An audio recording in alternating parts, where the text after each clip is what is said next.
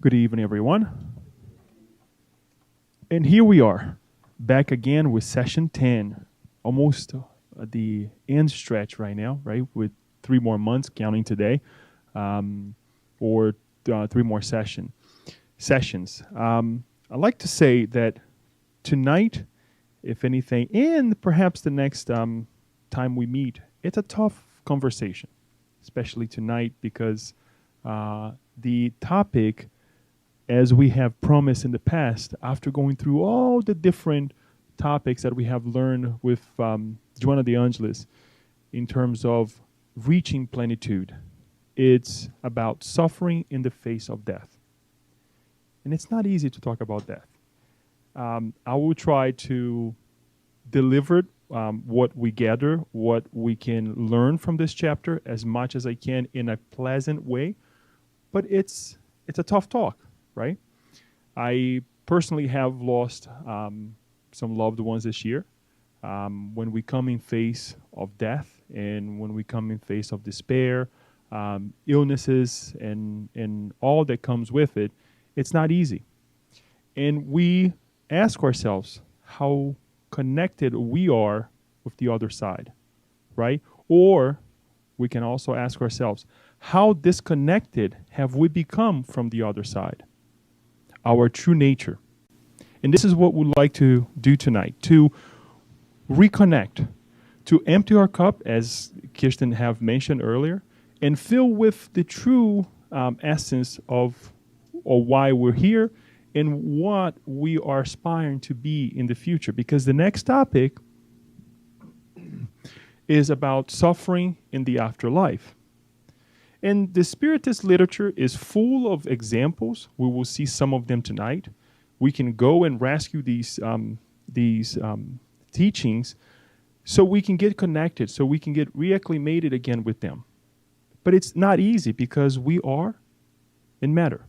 And there are certain elements that we'll see tonight as well that kind of pushes away from this idea of death, of the physical body, of dying, right?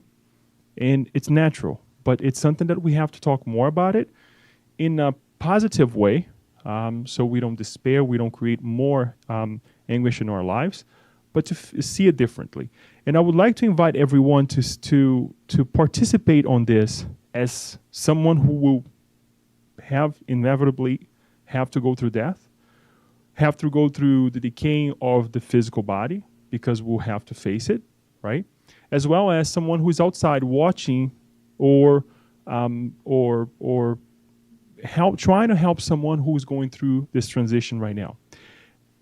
Now, the positive side of this whole thing is this. We're going to go back to the other side, to our true nature, and we're going to start the whole process again, as we'll see with some of the examples. So there is hope. It's not like we're going to be deemed or doomed or to nothingness for eternity. There is a restart. So we can start counting this idea of suffering with death with a new restart, from a release of suffering as a consequence of something that we have created in the past. Okay? So hang in there. If it's too harsh, stop. Leo, let's take a break. But there's a lot to cover. That besides what Joanna de Angelis brings here, I brought some examples to really go deeper in this idea, because it's not easy. And I think we need to come to the Spiritist Center to equip ourselves with the examples, with the teachings, and really bring it to heart. So we have seen all of these chapters, as we said before, from 1 to chapter 11. Last time we were here, we studied the alternative therapies, right? We talked about this obsession therapy along with other treatments that we find in the Spiritist Center, but also the alternative therapies. Does anybody remember what we said about the goals? No. Okay. So let's just kind of go back to where we were in terms of finding a different type of therapy, right? I'll be clearing my throat quite often today, so I do apologize. to have a goal in terms of finding a therapy for ourselves, to change ourselves, right? We went through the different therapies, right? Acupuncture and different alternative therapies, along with what we also receive in the Spiritus Center and the medical assistance that we should also find. And the idea was, this is a little bit too small, sorry about that. The idea was to have SMART goals. And follow these acronyms, right? The S stands for specific. Be specific on what you want. What do I want to change? What do I want to accomplish? It has to be measurable in terms of, let's say, in so many months, I want to be at this position. In so many months, I want to go back and reconnect to the self now and say, I improved this much, right? You have to be able to balance it out. Agreed upon or aggressive. We talked about being aggressive last time. This is another excerpt that I got. Achievable, acceptable, because sometimes we try to do things that is beyond ourselves, and that goes also for the R, that to be realistic, to be relevant, reasonable, to be also time-based, right? You have to be able to say, I want to accomplish this by this date, right? By this amount of time. Why we're bringing this again? Not only to reconnect to the last message, but this is exactly what we would like to think before we reincarnate. I know the idea is about death, but I want to let's go way back when, before we reincarnate. Do you think that we put a plan together before we come over here? We have studied before that we do, right? It's not that everything will happen the way we say, I'm going to this date, this is going to be. No, there are certain events. Sometimes we go this way, or we're supposed to go left, and we go right, and then we go back into the route. It's okay. But there are certain things that we connect with our mentors before reincarnate. We put that plan together, and plans are pretty much like this. If we accept that we have a mentor, somebody who is helping us, I'm quite sure that they will remember these ideas, right? Because they're not going to put a plan for us that we're not going to be able to handle it.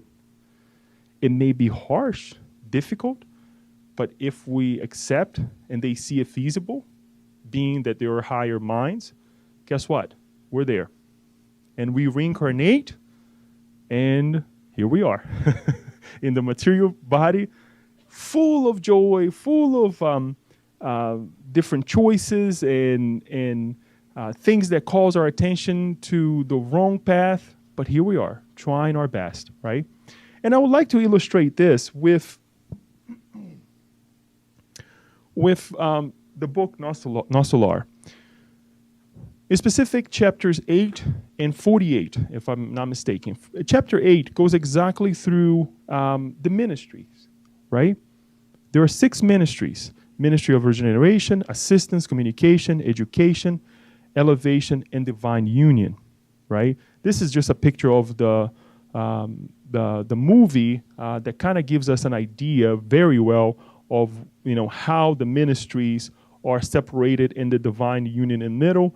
But why do I bring this? Because there is a department, there is a ministry that takes care of our reincarnation. You remember in the movie as well, Laura, which is also in the book, chapter 48, reincarnating. And Lysias, the son, is kind of upset that his mother is going to reincarnate. So we also feel, right, when we are going to reincarnate, when we are coming back to the physical body. Because it's a test. It's an atonement. It's an expiation, as Yasko talked about last week. It's not easy. And if you read the book on chapter 48, you will see her concerns about her reincarnation, even though she has a lot of merit of the things that she will have to face on earth while in the physical body. She is very intelligent, well prepared, but she still knows that there are some scars that, although healed, they can come open again in contact with the flesh. So she was concerned. But we see here the preparation, right, in Nosolar of some of these spirits who discarnated. They were helped in Nosolar, in the spiritual colony throughout some time. They were given the opportunity to work, to regenerate themselves, and then reincarnate. Another example for us to illustrate this is right here, Missionaries of Light. And there are many other books that we can consult. We will see another case in Action and Reaction. Chapter 12 is Adelino actually also preparing to reincarnate after a situation that he had with two individuals, his mother, who is going to be now his mother, and his father in the previous life.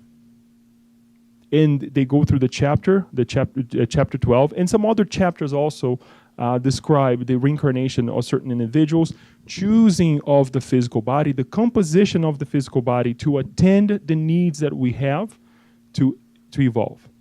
So it's important that we pay attention to these cues that are being given it to us, right? In Spiritism, we're going to get out of Spiritism a little bit soon, but here we have the proof that this is not real life. This is a temporary test that we're going through in the physical body, and everything that we see, that we touch, physically speaking, will decay, will transform. Pay attention to that. So Joanna de Angelis then comes and says, the impermanence of all things and people in the physical world is another cause of suffering. Its duration results from the intensity of the causes that have engendered it. In the case of illnesses, once the purifying trial or expiation has ended, the affected energy field is recomposed, fostering balance. However, in mental suffering, when the disharmony is emotional, individuals can use self-control, prayer, meditation, and charitable actions to easily free themselves from suffering, because they stop putting so much value on afflictions and see them instead as part of the natural process of evolution and therefore acceptable. The antidote is right here. We could stop right here and know what to do, but it's still not that easy for us, right? Because when we're going through the pain ourselves or a loved one, guess what? It's hard to even stop and connect with God. That's why we have one another. That's why we have the Spirit Center, the different churches, the different teachings that we have received in the past. Sometimes we eat, but we think we're just eating for the sake of, because it's 12 o'clock, I have to eat. No, it's because for certain number of hours, we will need energy. So why do we read about losing loved ones or receiving loved ones, dying, right? And we're not that stage of our lives yet. Guess what? Later on, we'll need. So bring that to heart. So if we are going through the disturbance of dying, of the afflictions of dying, we can stop and pray. Because once our connection is moved away from the suffering, from what we can only see with our physical eyes, and we see it something bigger, a transformation, then we don't suffer anymore. Obviously, we will cry. Obviously, we will feel, the absence of the loved one. Obviously, if we die, we will, our absence will be felt as well. At least I hope. When I die, I'll feel, oh, he went, that's okay. But we need to make sure that we are changing our mental field. And I think this also gives way to what we will talk about later on, right? Because the more emphasis we put into the physical body, guess what? The more we will suffer. The acceptance of suffering is the decisive step for release from it, whereas rebelliousness has the exact opposite effect. I am so sorry for the font. I didn't think it was going to be this small. Once one understands that the body is a delicate organization subject to deterioration, wear, and then transformation through the phenomenon of death, one does not base the foundations of life or the essential realities on it. Thus, when disconnections and imbalances finally disrupt it for good, death does not become a reason for disgrace and ruin. Remember, this is all reason, right? And Joanna the Angel, I was talking to Kirsten about this. She's awesome, great to bring the balance between the reason and the heart, right? Because she's not saying this in a way to us to like wake up, this is the reality, but giving us the antidotes. It's not going to be easy, but there are ways out. There are reasons we're going through this, and we'll see some of the examples. Appropriate preparation for facing death enables one to accept the fact that it is inevitable. Thus, suffering from it is mitigated. When those who put all their hopes in the material life, seeing it as having only one aim, find that it is about to end. They experience superlative mental suffering, which turns into physical suffering with no immediate relief. Thus, suffering has much to do with the psychological disposition of each individual, the way he or she looks at life and its structure, at events, and their origins.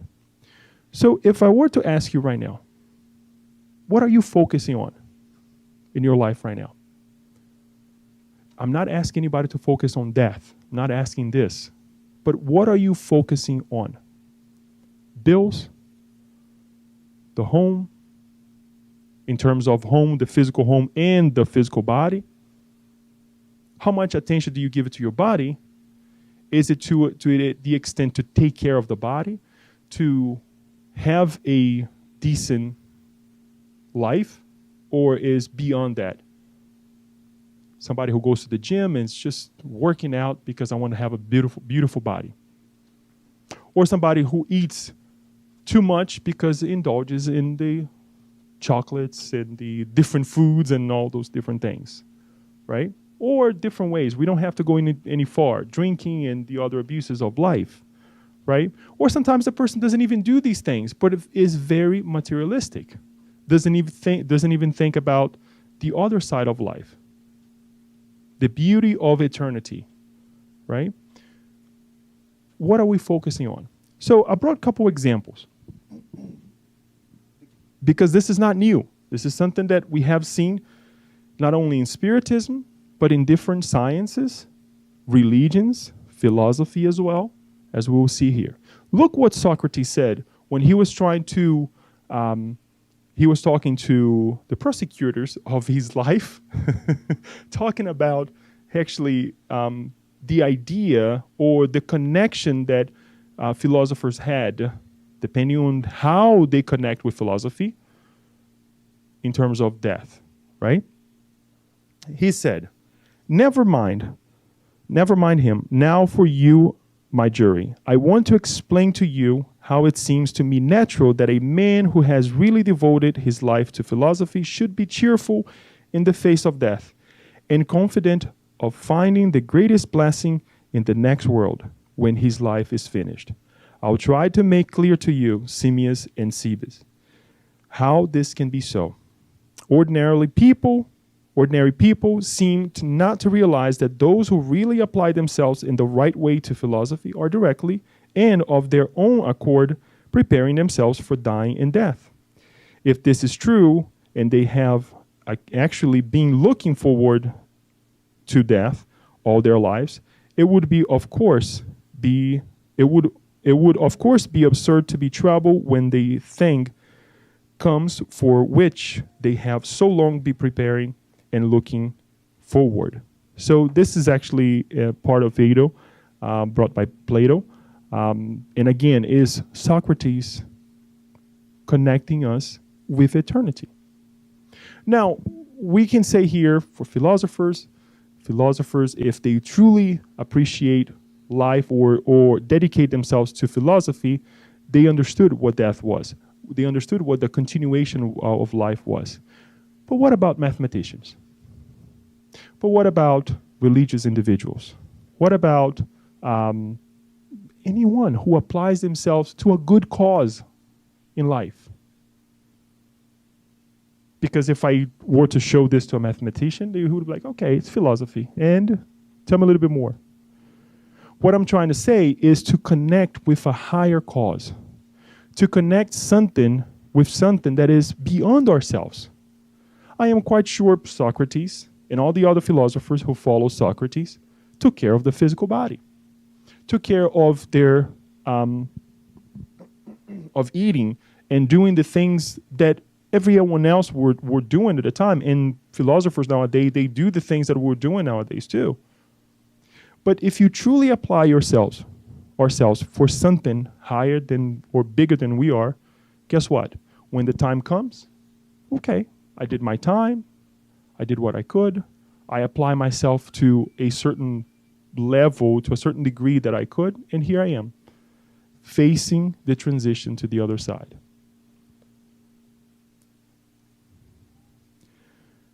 I also would like to bring teachings that we receive from heaven and hell. Why do we have this fear, right?